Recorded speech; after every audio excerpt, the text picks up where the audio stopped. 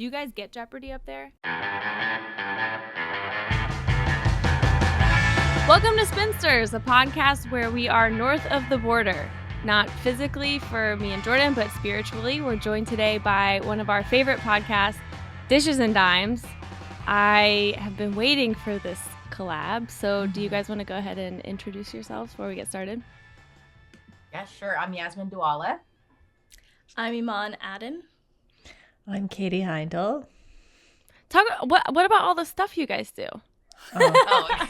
You gotta plug the stuff. We're pros at this very stuff. Polite. Yeah, well, we're the hosts of Dishes and Dimes, which is like MBA podcast, and it's all hosted by women, and we just happen to live in the same city. It was actually like very coincidental. We just like all happened to be friends and thought that, you know, it would be a cool idea. And it was Sandy actually who had the brain blast to have a podcast with a bunch of women who are, you know, from the same city. And yeah, we've been going for a couple years strong, and I myself am a sports writer, and so is Katie, and Iman hosts over at Yahoo as well. She has the group chat show. And yeah, it's been awesome. And, you know, Raptors basketball has been super watchable since. So we like to think of ourselves as like a good luck charm. So We did start after the championship run, though. Yeah, we did. yeah, we did, like literally after. they had their worst season with us as hosts, so I don't know, but I'll take it. I'll take the rewriting of history. Yeah, we didn't need to know that. Those are just minor details. It's not for the plot. It's not, but like, you know. Right now, it's time to reclaim your health and arm your immune system with convenient daily nutrition, especially heading into the flu and cold season. To make it easy, Athletic Greens is going to give you a free 1-year supply of immune-supporting vitamin D and 5 free travel packs with your first purchase. All you have to do is visit athleticgreens.com/spin. If you're hiring, you need Indeed, because Indeed is the hiring partner where you can attract, interview, and hire all in one place. Go to Indeed.com/spinsters to claim your $75 credit before April 30th. Well, speaking of the Raptors, they play tonight. Hopefully, if you're listening to this and the game has already happened and the worst happens, I think everyone outside of Philadelphia can agree it would be the worst if they won. You should still listen to this because we will get into their insight on what you can take from this for the next series, and just a lot of Raptors talk in general, which it is my general understanding that people believe is not represented much by media in general, right? Yeah, you guys are changing the game. By having you on to talk about it. I honestly, every time we ask for more coverage, something terrible happens. So True. I'm like fine with going under the radar. Like last time we begged for, national games and whatnot, like the bubble season happened, and like we flamed out of the play. Ugh. Or the Christmas Don't pay Day attention. game Don't perceive us. Don't perceive Oh, us. the Christmas Day game was against painful. the Celtics. Oh, I was there, brutal. and I still have like Flashbacks. like Don't PTSD. worry. Being like, oh, look, Zach Lowe's right there. Oh, wait, no, this is the terrible game. Don't watch. Like a part of me always does feel like the Raptors, and certainly Raptors fans, operate a little bit better under the radar, but I also wonder if that's just because we're so used to it. It's like, you know, part of kind of like not just the identity, but the DNA too. And then is there a point in time when we have to shake that? I don't know. But it's true. We do like to just be like the sneaky under the radar team. I mean, that's where the We the North slogan came from. I don't know that like most people like know that about the team, but like the We the North slogan came out with like this commercial when the Raptors first made the playoffs after like a 6-year drought. And it was this idea that like Canadian media doesn't care about us because we're not hockey. And American media doesn't care about us because they don't get any ratings from Canadian viewership because we don't have the channels as we discussed, but we don't have the channels, we have the shows. So they don't get any ratings from us. So it was just like, okay, well, this is the forgotten team in the city and the forgotten team in the league. And that's where like, okay, we're us. So We the North was the slogan that was born out of that. I did not know that. Me neither. I also didn't know Dropping some that the reasoning that has been suggested is because the ratings we don't get like American ratings, or like, in the US we don't get ESPN. ratings. Like, we don't have Okay. ESPN. We don't have ABC. Like, these aren't stations that we have. So, like, when the programming is on Canadian television, it's on our channels. So it doesn't count towards ESPN's rating. So why do they care to, like, cater to this fan base or this audience? Yeah, I think that makes that's sense. the thinking. I'm like, I believe it. I'm sold. It's not fair though, but it makes sense. It's a grand conspiracy. Americans hate Canadians, actually. That's what it is. I will would say that Oh, any go. conspiracy with the U.S. and like money is probably not a conspiracy. No, I genuinely don't think it's a conspiracy, and I don't think that like Raptor fans are like, I get feeling slighted, but it just makes sense that like, Yeah. Also, like, Canadian stations don't really, like, we're not talking about the Oklahoma City Thunder at all on our TV station, so like, it's fine. It's just the We're not reverse. talking about them here either. So Yeah, don't even worry about it. You're not missing out on anything. But like, Yaz and Iman, did you feel this way? Like in that last game when Sixers fans were leaving with 3 minutes to go, I was like, I knew that they had not watched Raptors games all season. Or like in seasons prior, because it's like, that's still plenty of time for them to blow it. So like, you guys should sit down. Yeah. But that was proof to me that like the product doesn't carry south of the border. Yeah, like game 5, they had like 4 minutes left in the game, down 9. That's still a ball game for the Raptors. Yes. Like, that's But it's like Absolutely. weighing Comeback, whose like, that's ineptitude still- more. Yeah. It's like, they made the smart choice. The Raptors are inept, but then the Sixers are the Not that Sixers. time. Like, we don't lead. I always say that the lead is not safe for the Raptors unless it's like the final minute 40. That's like And it's 20 points. it has to be like a Dang, really good minute 40 cushion. and 20 points. Yeah, it's that's not when even I'm just a fault. comfortable. They're not even prone to those unforced mistakes that a lot of young teams make. Like, I think anyone who's watching, for example, that Wolves Grizzlies matchup, that's a young team making a lot of mistakes in the final moments. Something about playing in Scotiabank Arena just makes like role players hot. Like, I don't know what it is, but like Niang has not missed a 3 this series. He's made every shot, whether like the contested new- or not. Yeah, he's like the new Doug McDermott. Remember those It also, years? oh my gosh, Doug used to, I scorching. wonder what he's doing. I know, Dougie. Not dropping 20 on the Raptors, thank God. I feel like, though, it feels like it's the end to every quarter as well. Like, it's not just the Raptors don't know how to keep a lead towards the end of the fourth. It's just, like, every quarter. So something about the team seeing 3 minutes to go, they just decide they don't know how to play basketball anymore. I would say this is the perfect matchup for them, though, because the Sixers like have multiple characters who are known for also collapsing specifically in the playoffs. Doc, Harden, Embiid. It's not a collapse. I just think it's like an injury, like his body Always. collapses. Yeah. Thumbs Something's falling gonna off. Yeah.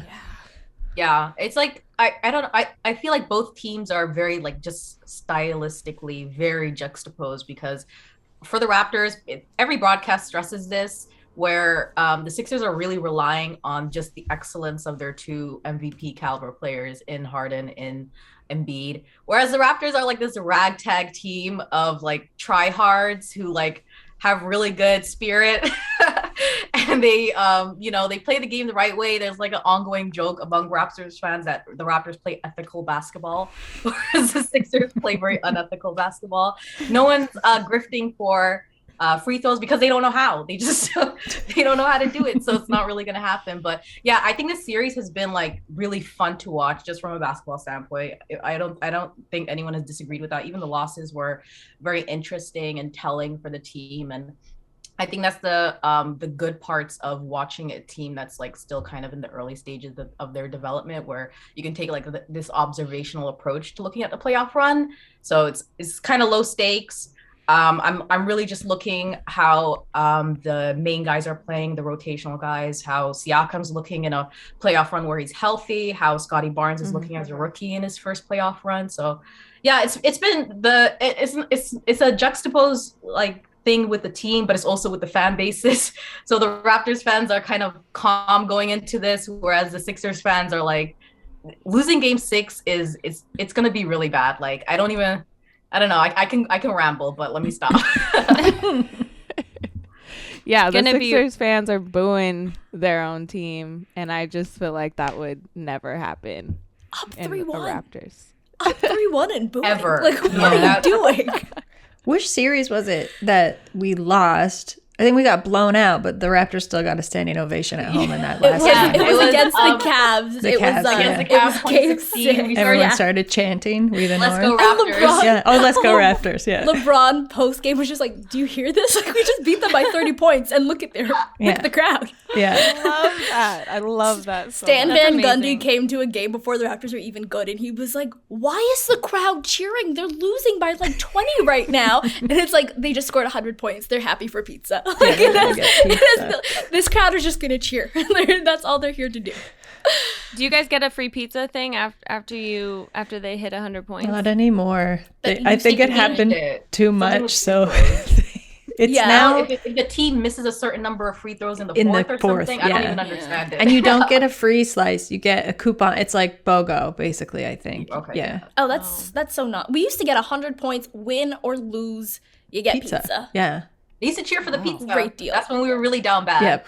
It's a People great would deal. chant pizza. They had one time Popeyes had like a 3 strips. Like you got 3 chicken strips if the Raptors made more than 12 threes.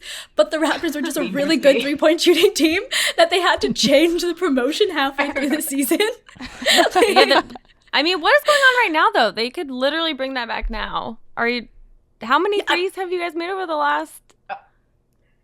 That's the thing. That's the thing that's interesting about this series. Like, it has been very, very fun to watch, and I don't think anyone would say it's like ugly basketball or anything. But there's so many little things with the Raptors. Like you were saying, the juxtaposition earlier. I think that also applies to Embiid and Harden. Have a lot of pressure on them, whereas you could kind of put that on like Precious and Scotty being so much fun. And the pressure is just not there in the same way. But also the Raptors have things that they could still unlock, like turning Fred's absence into a plus because of the size is just something that I don't know that everyone would be able to capitalize on. Mm-hmm. And then the threes, like making like 16 threes the entire time, maybe. Yeah. Yeah, they Someone shot like pointed out that 25%. they don't want to see any arguments about players not being able to work with their spacing because Siakam's on the break and he has Precious and Scotty trailing as his 3-point shooters on the wings. So you gotta make it work. I think it forces them to be super resourceful.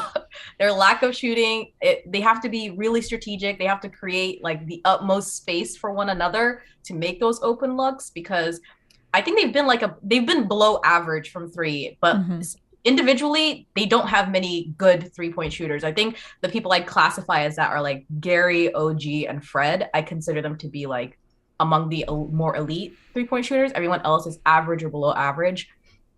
But yeah, they've somehow been making it work. And I think it's actually benefited Siakam's game as a creator, driving into the lane and passing out of those doubles because he has to not only look for his shooters, but also avoid passing to his non-shooters.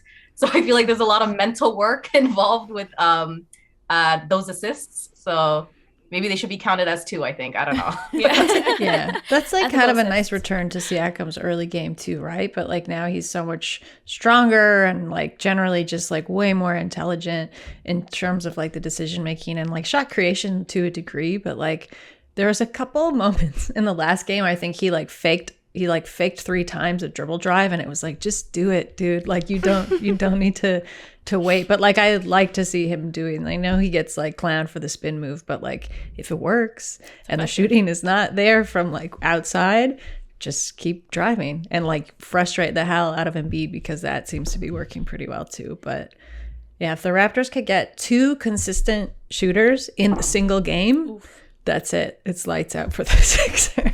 It's so interesting to me because like in the beginning of the series, like game 1 especially, the Raptors shot 40% from deep. The Raptors half-court offense was like stellar, and it was just like that is not this team, and they lost by a considerable amount because they couldn't stop them at all. And I'm like, this is the antithesis of Raptors basketball. Like, what are we watching here? It just felt very weird. And then of course Fred going out of the lineup and the Raptors going big, it just felt like, okay, there you go. They can't shoot threes. Makes sense. They're getting their stops and they're getting out in transition. This makes sense. This kind of feels more Raptors-esque. And it's weird to say that, like, even going into game 6, I think the margin of error for the Sixers is smaller than it is for the Raptors, which just feels odd to say considering the talent gap there. But the Sixers need their guys. They need Niang, they need Green, they need their guys to hit their threes in order to pull out a win. Whereas for the Raptors, hitting their threes is going to be a cherry on top. It's not going to be the difference between a win or a loss. Like we saw, they hit 25% of their threes in the last game and still pulled that one out fairly comfortably.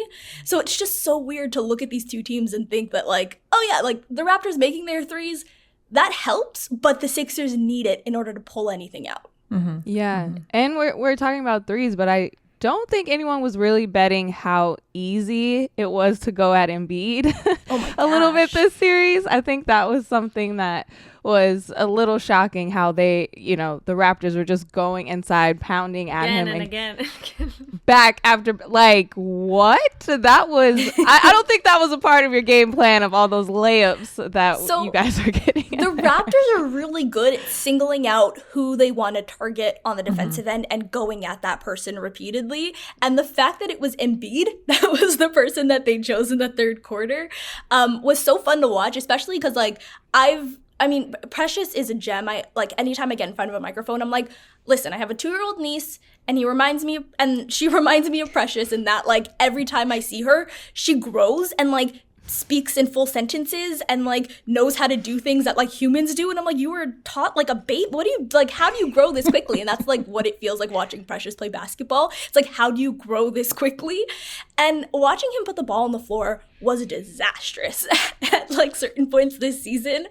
And just, like, I watched it in the playoffs, and, like, in games 1 or 2, it was, like, disastrous again. And then you're starting to see it, and it works. And then I'm like, oh, it's working on Embiid? What?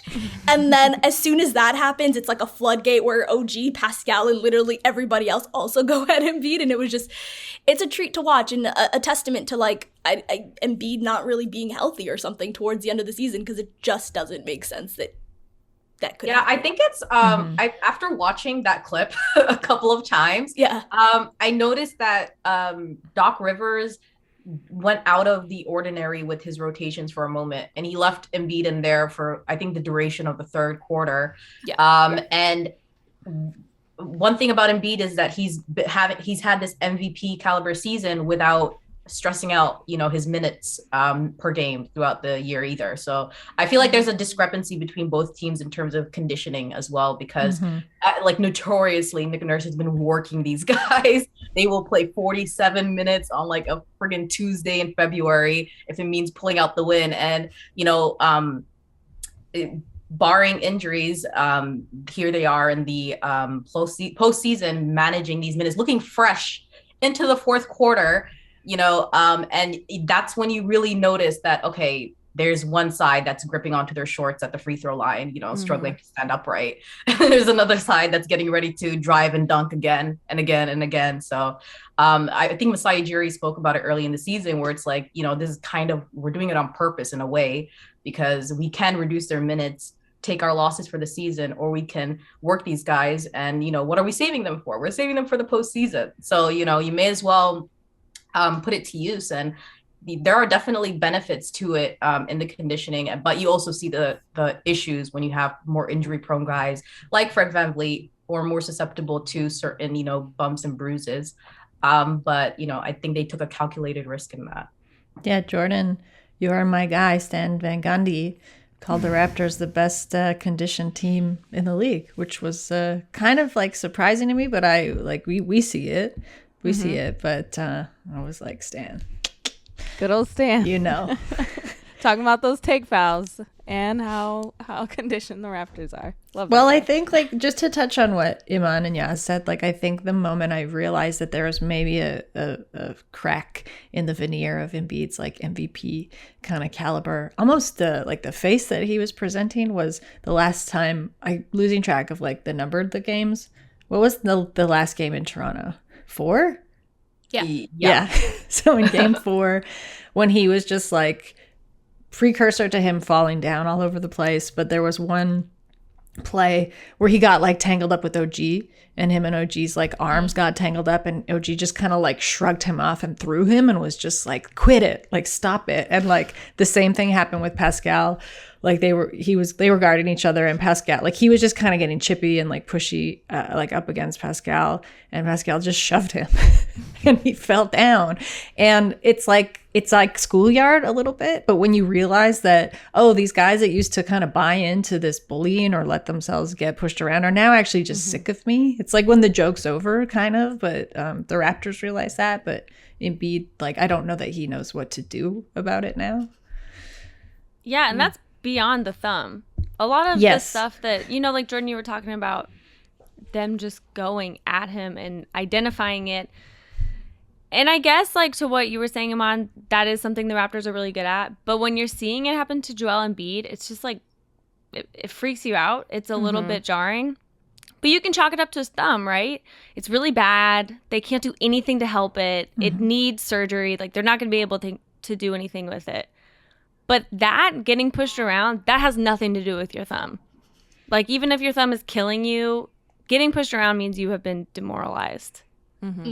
Yeah. And that is just a little bit uncomfortable if you're the Sixers. Also, like, move your feet, Joelle. Your thumb bone is not connected to your foot right. Bone. It's a footwork thing. Or don't. I mean, like, don't move your feet, actually. Do exactly what you did in Game 5. We're going to take a quick break, and then I want to ask you guys about the 3-0 thing, because this could be history. Man, I'm getting really good at setting up these ad breaks. That's all I want to say. You're getting real good. I was about to say. Right? Cliffhanger.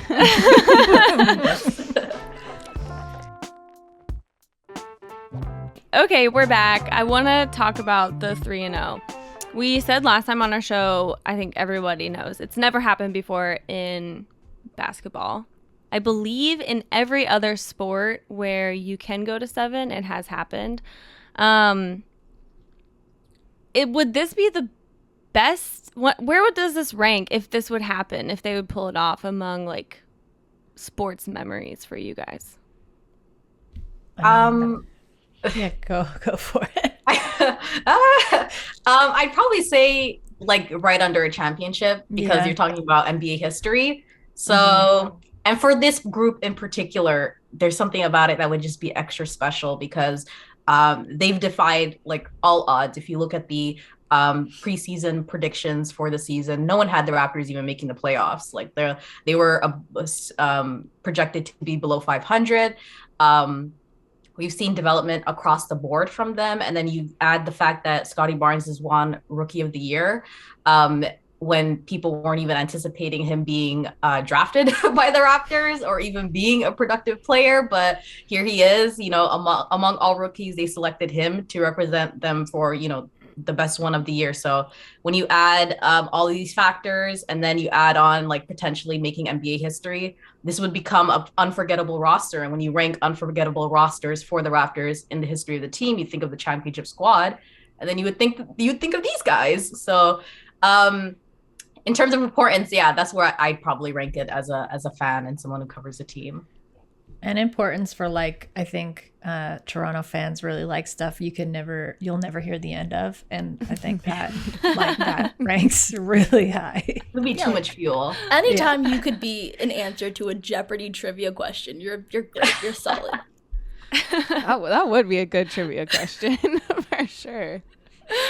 Yesterday on the show, they did a category that was like MVPs of certain teams, and the only basketball one was LeBron, and it was like where he played in 2009, which I thought was just very, very, very easy. But the Canadian champion, who I was telling you guys about, Mateo Roach, got a lot of them that had absolutely nothing to do with like basketball, or I think sports that are very popular in Canada. She got a football one. People watch football here, Haley. I don't know. I've never been to Canada. I want to go. You have to go. I'm wearing my Quebec Montreal shirt. Oh, look at that. Thank you. Oh, we don't claim Quebec though. Yeah, we don't. Dang. Okay. Cool. They don't claim us either. Yeah. I did hear that. Okay, sorry. We're going to wrap it up. I will say, I don't know if Iman and Katie agree with this, but just bringing it back to the 3-0 thing, like, for me, I have a special place in my heart for the Sixers. I don't know if it's because, like, when it comes to your divisional rivals, you see them so frequently throughout the season that you kind of just become accustomed and kind of have a soft spot for their rosters. And like, I enjoy watching the Celtics. I enjoy watching the Sixers. I've been watching like the highs and lows of the Nets for years now. No mention of the Knicks. No mention of the Knicks.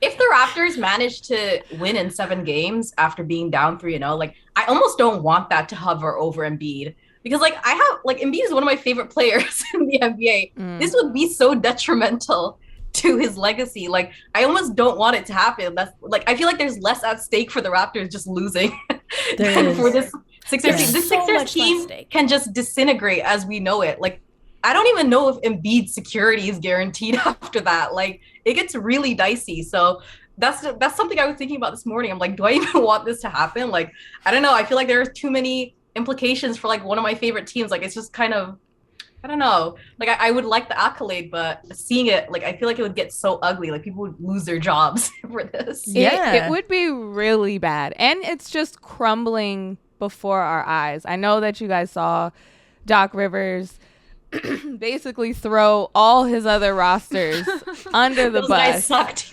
with force of being like, you guys got to tell the whole story.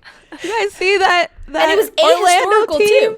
Too. Like, they are crumbling. So if I'm the Raptors, I'm so excited to play this game because they're already thinking 2 games away and losses. And I feel like they're not even talking about the game that's in front of them. That's tonight. It's all about what happens 2 games from now. Yeah. If you guys lose, what does that mean for the Sixers as an organization? What does that mean for Doc Rivers? And it's not even the game right now. So that's what is a advantage for Raptors, I think, because they're like, okay, we're about to win this game. You're still thinking 2 games from there. You're thinking about your jobs and B's legacy and all of that. And we're about to tip off right now. Yeah. I'm going to be honest with you, Yasmin.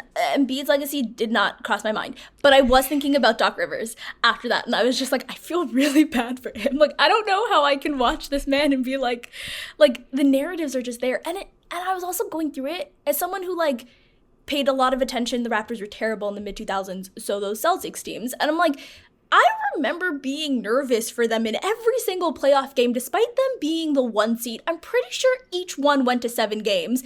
And, like, sure enough, they all went, like, 7 games for the 8 seed Atlanta Hawks. Like, 7 games and you're playing the Chicago Bulls, in other series. It's like every single round went to 7. And I'm like, I feel bad for Doc because this is going to be his legacy. But also, I'm a fan of ethical basketball. So I would like to see ethics win out at the end of the day. I want to talk about ethical basketball. When Doc was no, like, go ahead. When your coach who still has a job is like, Google those lineups and the implication is those guys obviously don't play in the league anymore and he can't be bothered to remember their names and he's like, Google those lineups and you'll be just as shocked as I was. It's like, that was brutal. A lot of the sympathy I had for Doc did go out the window there.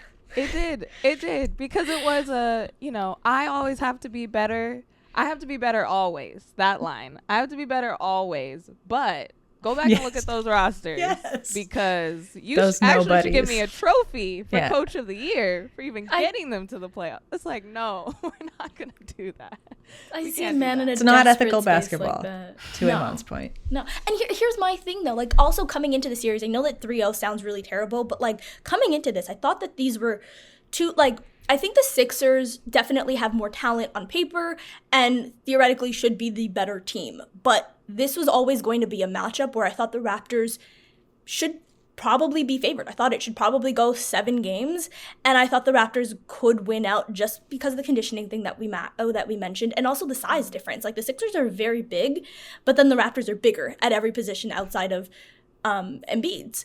And the Raptors have also defended Embiid better than anyone else. I saw a stat that said in the last 10 games prior to the playoffs, so the last 10 regular season games, Embiid averaged 19 points against the Raptors. So despite them not really having a center, they've been able to guard him better than any other team, really, with Marc Gasol or without. And so I'm just like, I could see the Raptors winning this. So to me, even though the 3-0 is going to be the biggest story, I don't know that we should really look at it as just blowing a 3-0 lead, and more like the Raptors in the beginning of the series were a horrid defensive team and a really good half-court offense, which just doesn't make sense.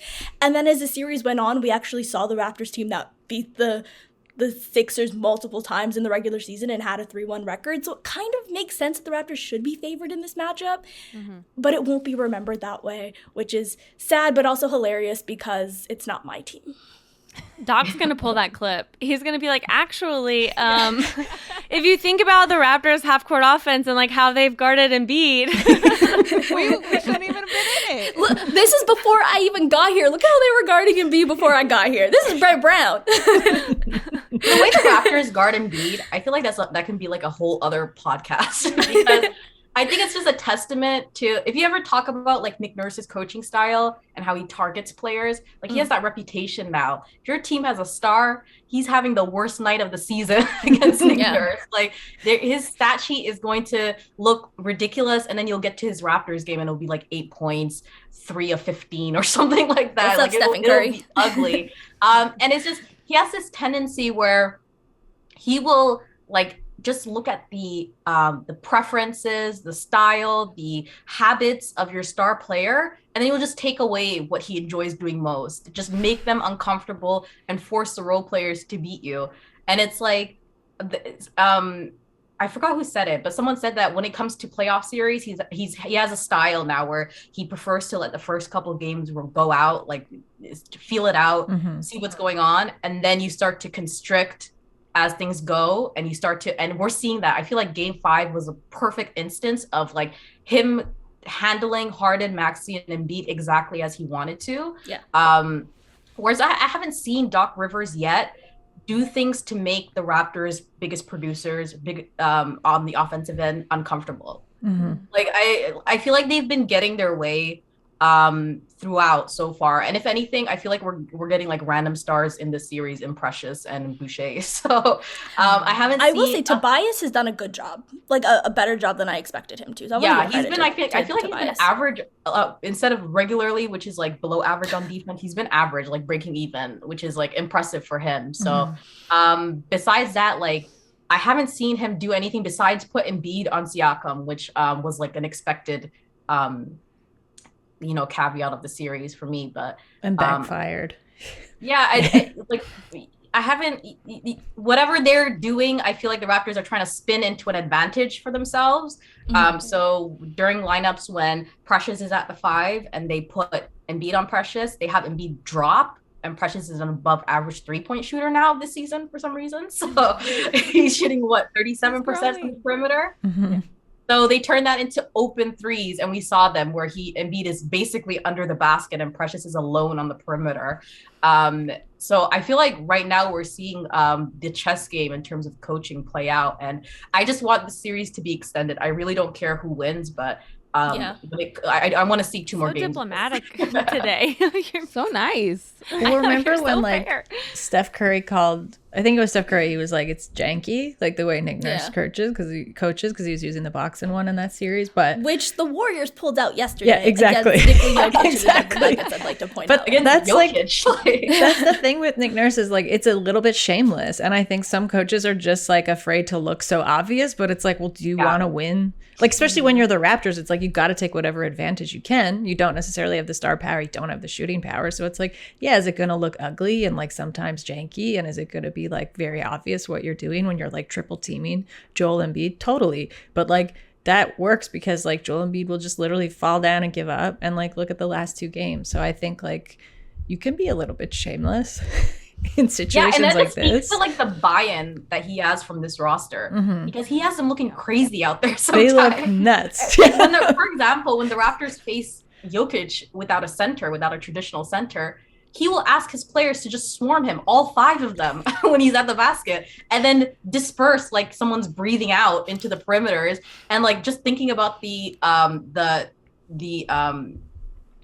exertion that requires throughout a game, like the amount of buy-in he requires from his players and the requests he makes is just, it's insane. Because he has them looking insane sometimes. Not just looking insane, but like as a player, for you to guard somebody who has like a foot and a half on you or something like that, like I feel like that requires a lot of trust in your coach that is going to turn out favorably, because that these are things that affect your value as a player.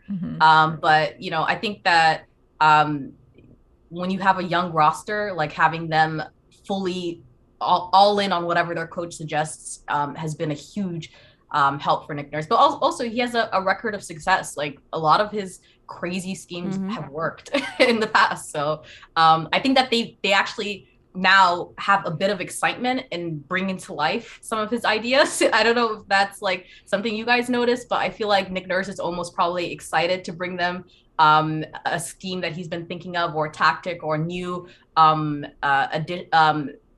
a new, how would I say it, like an adjustment throughout the series, like those timeouts when they come out and you notice they fix something immediately. For example, Embiid was establishing like deep post positioning continuously in game 5 for like a couple of possessions in a row. And then I think Nick Nurse's adjustment was just to hit him when he gets to the perimeter. Like, I'm not kidding. Like I was looking at it very closely. Like when you notice the next few possessions after the timeout, Thad Young is just kind of elbowing him in the midsection to make sure he's not comfortable before he catches the ball. And then he's catching it far out. And it's just little things like that where I'm like, this is going to be such an interesting team when I feel like their skill set kind of levels out with the requests of their coaching. So yeah, that's something else that I've been watching for this series. He should have been counting, because my gosh, Joel Embiid was setting up camp there. I'm like, hello, 3 seconds, anybody? I hope this series is the beginning of, actually, I don't know what it's going to take, maybe them going like really far again, but I don't think people know Nick Nurse very well. And I don't think he gets the same kind of attention that a lot of other coaches get. The ones that we know the best are the ones who are either so like caricatures of themselves, like Tibbs, or the ones with super longevity, and you come to kind of know exactly what you can expect from them, like a Spo. But Nick Nurse, to me, will rotate between, sometimes he takes things that I feel like are inherently credited to Spo, like the conditioning you guys were talking about. You see the players move a certain way. Sometimes he reminds me of the coach from what's that dance show where they've got little kids dancing? Dance Moms? Dance Moms, yeah. Sometimes he reminds me of the coach. Sometimes he makes me think of like the fake diamonds you get from Hobby Lobby, like stuck on like a backpack, because it is very gimmicky sometimes, and it's very like you guys were saying kind of obvious, but everyone likes him too. He also then will make me think of like a camp counselor.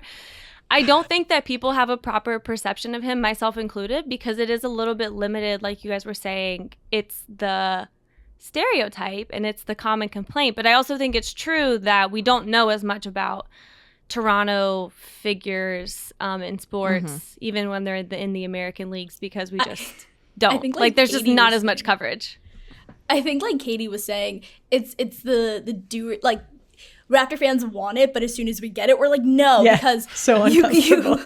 It's for one, it's uncomfortable, but like two, the Raptors won the championship. Literally, they won it, and they were running the court and everybody was celebrating, and you have a championship trophy up and you have Adrian Wojnarowski at the same moment tweet, Washington Wizards are looking to get Masai Ujiri. And it's just like, right. Can we have one nice thing? That's true. Yeah. And now we have the Raptors like in a playoff run, and like things are working out for us and things are going, and we have reports again, Lakers are interested in Nick Nurse. And it's like, can you guys stop wanting our things?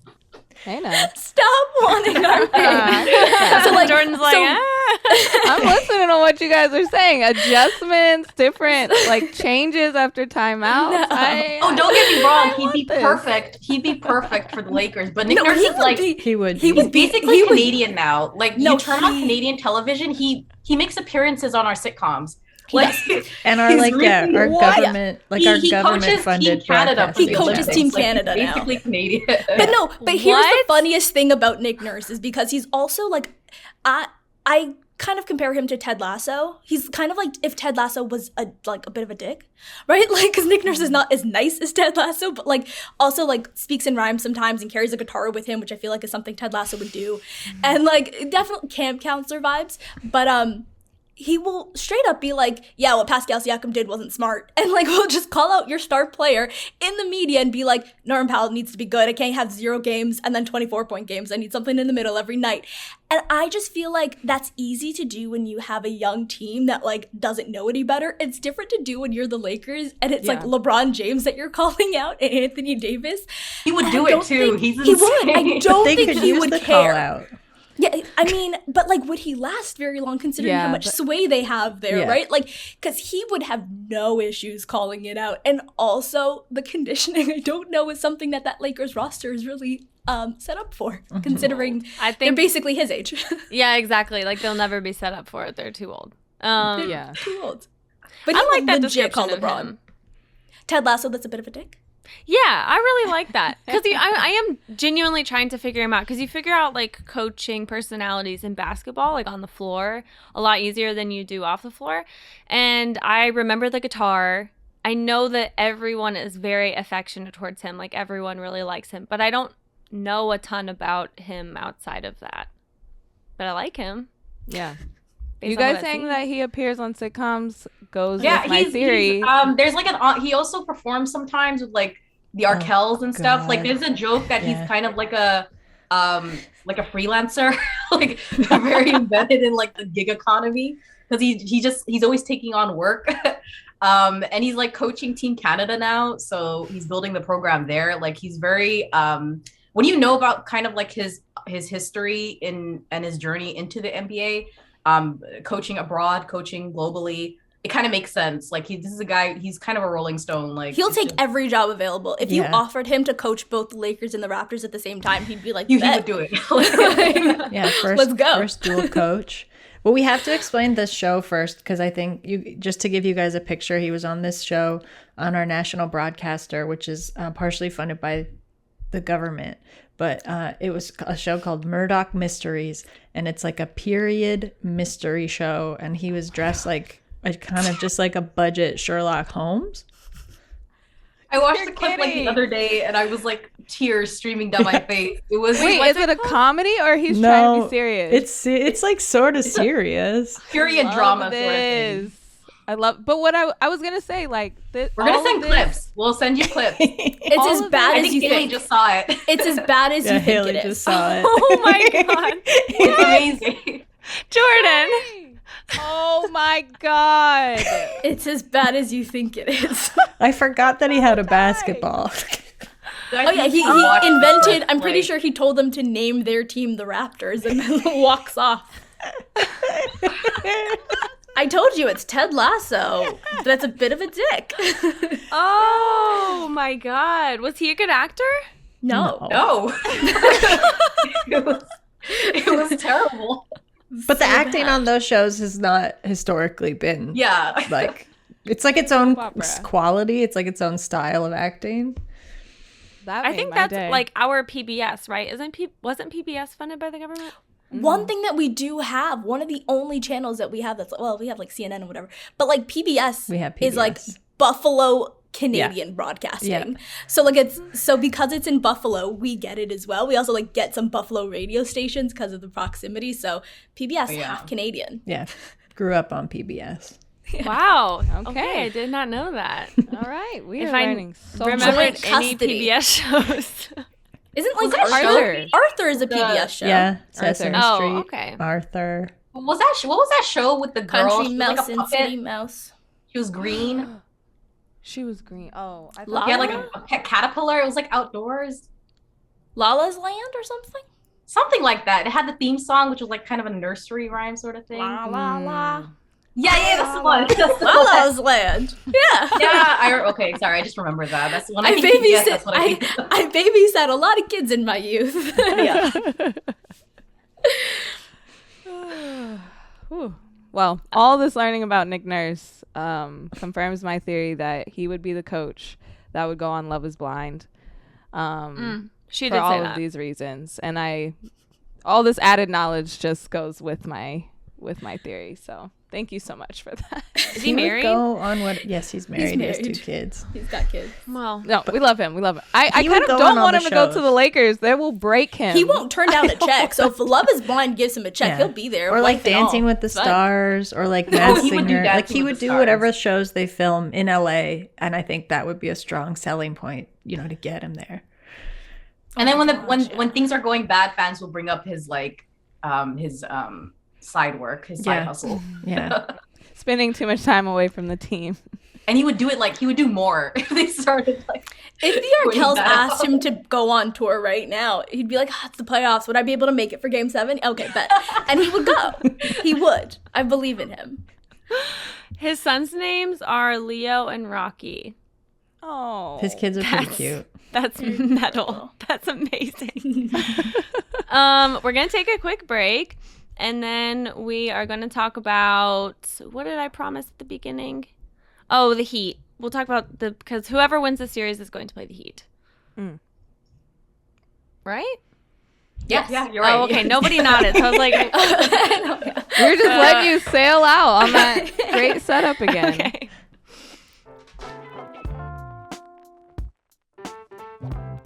Okay, we're back. Kind of also want to talk about NBA Twitter because we're all in a proverbial room, and I think we've all got some shit before. That's, I really enjoy all of your Twitter personalities, and the way that you guys exist in a space that maybe was it one of you guys the other day who just somebody was reverting back to the females get too much attention, get 10K followers. Was that one of you guys, or was that Oh one yeah, of the I think I flagrant quoted people? something like that the other day. Yeah. Anyway, I just appreciate it. It's nice. It makes Twitter better for me to not have it just be the same conversations over and over and over again by the same type of people, by which I mean guys. But first, I guess Males. we'll talk about Come the on. Heat. Call them by Yeah. their real names, males. Dudes. Yeah, males. Dudes. No, dudes can Males. be, actually, no, males. Yeah. Yeah. Dudes is too flattering. Dudes is okay. Yeah, dudes dudes is are cool. affectionate for me, because of where I grew up. If the Sixers win, if the Sixers go to the next round, and you're a Heat fan, or Heat fans are listening, or really just anybody who wants to sound a little bit like they have elevated analysis on what could happen next, do you guys have anything that is your huge takeaway from this series? Iman's embedded with the Heat part-time. Yeah. If we're talking about Yeah, you are. freelancing, You engage with them Yeah. a lot So on she- Twitter. She's got It's a it. Kyle Lowry connection. It is a Kyle Lowry connection. Oh, I okay, that honestly, makes I sense. think, I genuinely and I'm with Yasmin. I want the Raptors to at least push it to 7 games, but I don't particularly care if the Raptors win or lose it. I always thought that they could potentially beat the Sixers in the first round, but I didn't think they had a particular shot against the Heat in the second round. The Raptors are big and long and like to beat up on other teams. The Heat are big and long and will beat up on the Raptors. And so it's the way that the We'll Raptors lose, bully guys. everybody We'll lose else. good men. Yeah, it's going to be, yeah, exactly. And I as much as I love the Heat, I hate Raptor Heat games because I know someone's going to leave injured and I don't like All the that. time. And also, to me, regardless of what happens, I think the Sixers are defeated. Right? Even if the Sixers pull this out against the Raptors, I don't think they have a shot against the Heat. And I just, 1-2-3 Cancun for them right now, regardless Right. of what happens in Game 6 or Game 7. So I honestly don't really love the Raptors' chances against the Heat. The Heat are a good defense. The Heat also have something that the Raptors just don't have with the amount of floor spacers that they have. And also, they now have a downhill threat in Victor Oladipo, which is something they did not have in the past. And sometimes their offense did get really bogged down, despite them having way more spacing than the Raptors do.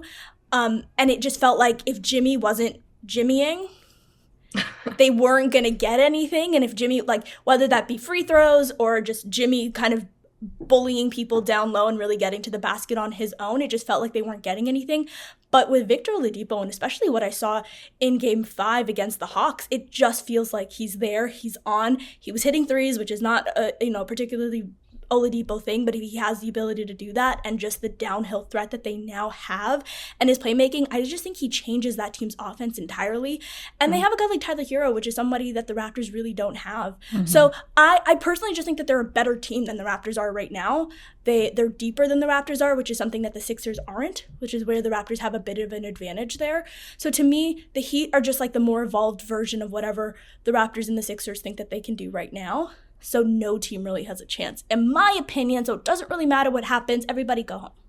I don't really want to see the Raptors face the Heat because I don't really want to root against Kyle Lowry and his team. But I do love watching the Heat. Like, I have so many guys, capital G guys on that team that I really, just like root forable, like, opulent pests, basically, when they get on the floor. I would love to see them take the demoralized Sixers and just like maybe a sweep. Maybe it's a clean sweep, honestly.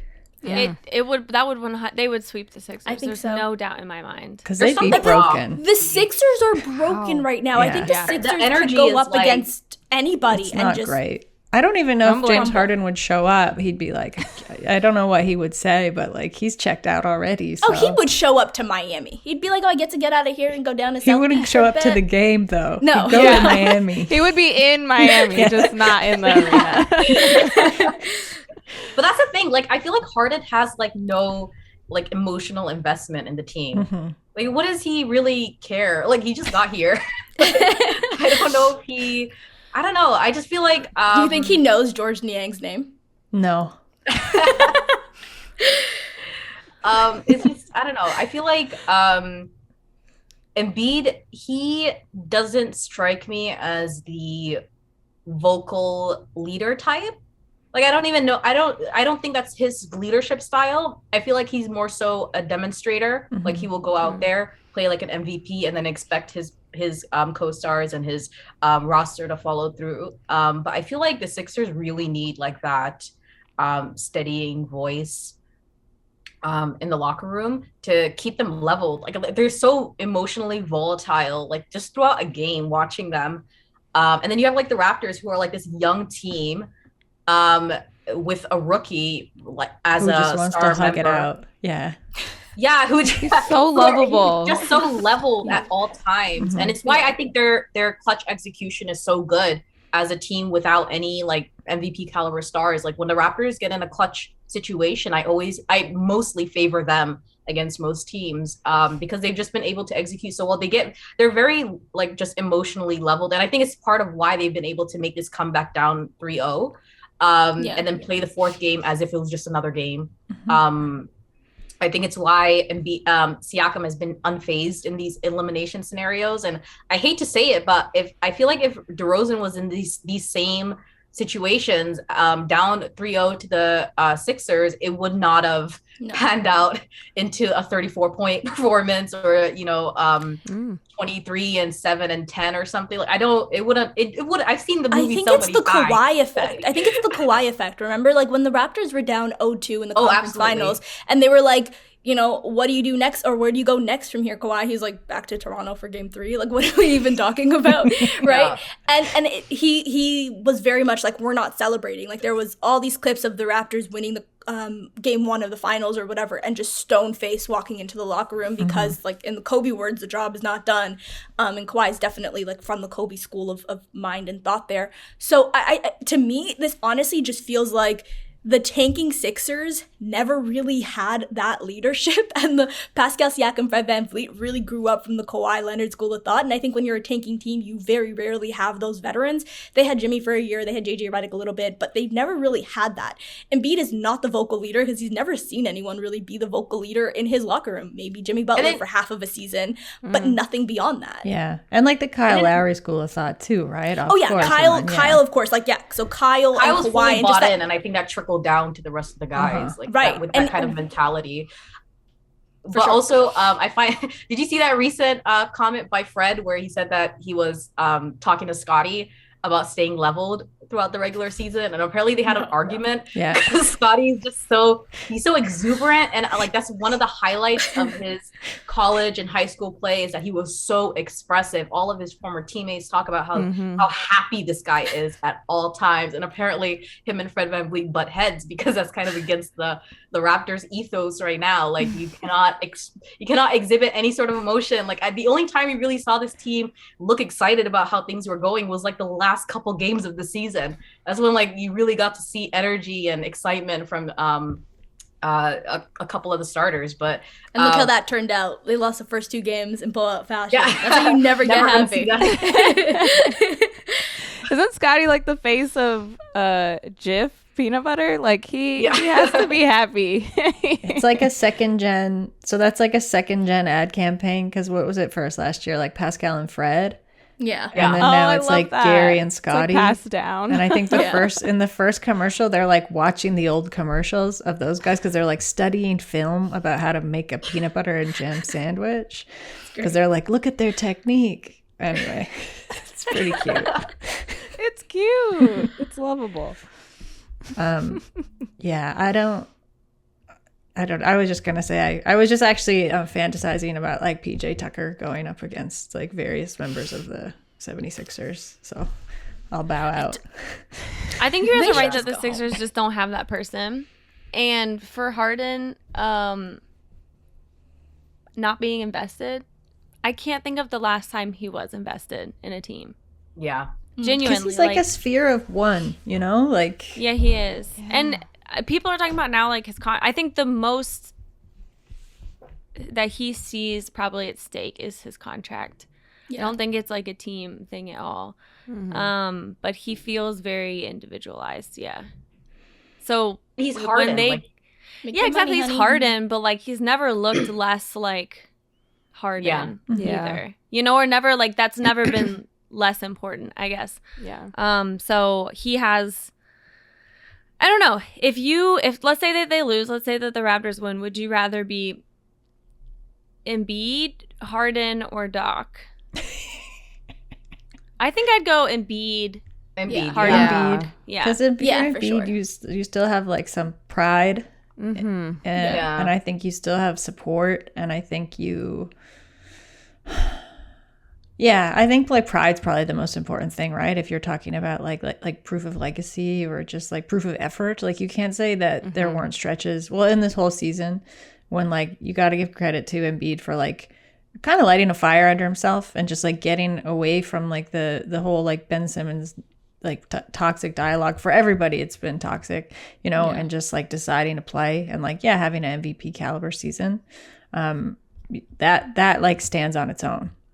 But if I don't think you want to be Doc, I definitely would not want to be Doc. If you're Doc, you have to do the Will Smith, like, India Eat, Pray, Love tour. Yeah. You just need to take some time off. You do. Yeah, he might get blackballed. I don't know if a team would hire him. Is that the worst thing? Really, you know, like, just go golf. Yeah, if you're Harden, Harden, you're kind of immune, maybe. Like I don't want to be like that, but you're so just like, you know, you're just kind of apathetic to it already. So maybe also, you don't care. He could just say, I'm injured, right? Like Doc can't be like, I'm injured.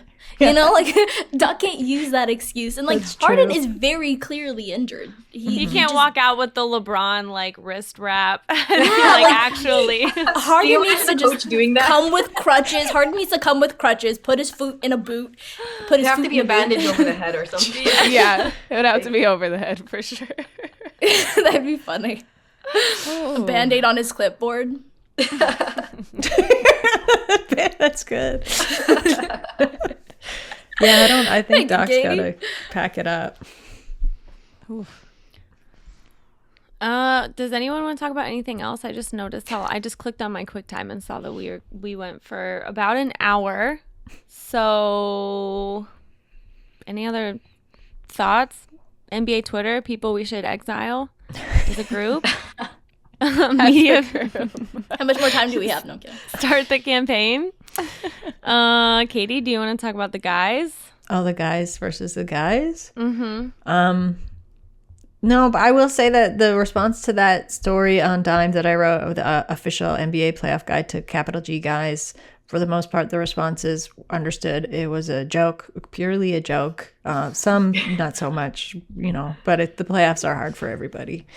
So some people are really going through it. That's how I chose to look at that. I mostly like that because I looked at it as like, tell me if this makes sense. But when Draymond Green said like, some guys you think are guys are not guys. If you were like learning English and saw that sentence in Duolingo, like that's what I was thinking it of, is like, this would not make any sense, like out of the honestly, I think it specific might make sense. context It of would sound like a sports. proverb or something. Yes, Like it sound like a proverb. exactly. Yeah, that's why I was like, I want to approach it like almost historically as like an artifact in time, and then like somehow like metaphysically a little bit. So I could see it like in dramatic script writing in a Home Goods or something. Yeah, on like a wall hanging. Yeah, That was perfect. But I don't know. I like the transience of regular guys going to capital G guys, then kind of sometimes shifting out of capital G. Sometimes you're a lowercase guy again, because the baseline is still, you're in the NBA, you're pretty good. So it's not so bad to just be a regular guy. I'm just imagining a kid in like 2150 being like, oh, I hate these like, Shakespearean sort of English, like Draymond Greenian English. I can't understand this. Why do they talk like this back then?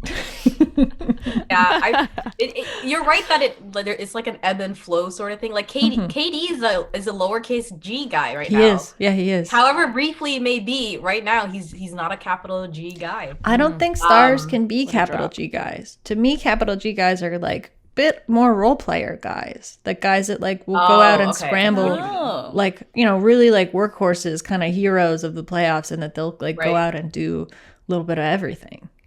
So Danny Green could be a guy with a capital G on offense, but he's a guy with a lowercase G on defense. Yeah, and I didn't even explore that. both. Like you could be a guy at different ends of the floor. You're losing that capitalization. Duality of guys. Yeah. The duality of guy. Sounds like a course. I will say, to close out, I do hope they win today's game. Yeah, me Just too. really scare the Sixers. And I have like a lot of things I want to write about the potential of a Game 7. But like, just do that for me. If it ends tonight, I get maybe one article out of it.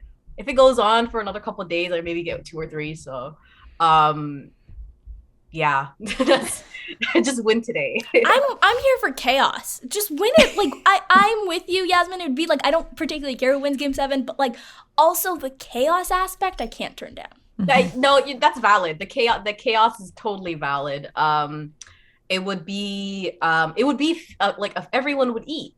Like when it comes to the Raptors winning Game 7, everyone would enjoy that. Like I feel like even Sixers fans would get a lot of work out of that. So yeah. Oh, they love being angry. They're pretty masochistic. They're good at angry. They're really good at. They were booing them when they were down like 4 in the second quarter. That's so mean. Like. I had to explain that to my mom. Like she was like, "Why would you boo your own team?" And I was like, "I guess the rhetoric is it's like a blue collar city and they want everybody to work really hard." And she like looked at me. She's like, she knew that's bullshit. Like this blue collar workers.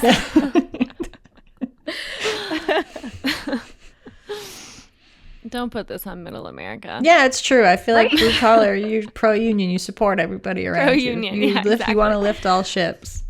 Gritty would not support. Oh man. What does everyone want to plug? Yeah. Dishes and Dimes. Every Monday morning. Yeah.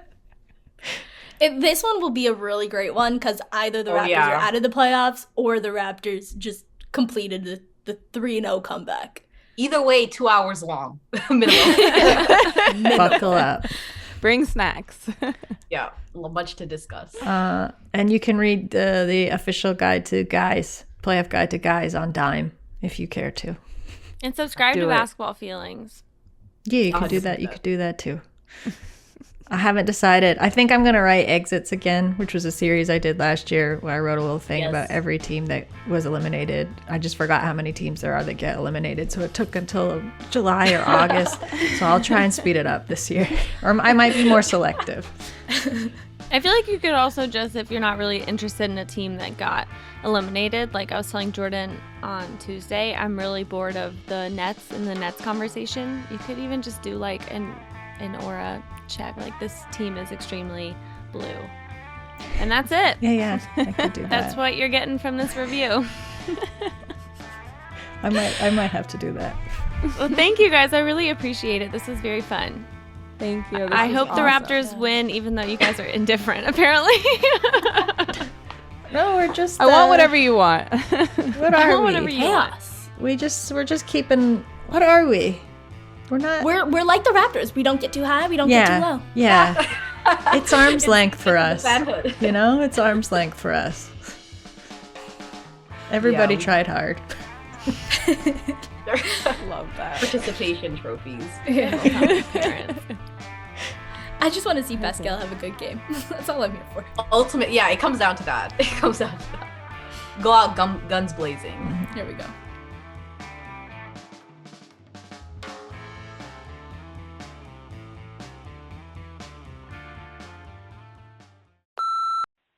Hey y'all, this is Isabel. I'm calling from the great state of New Jersey, and I'm currently watching Memphis play Minnesota.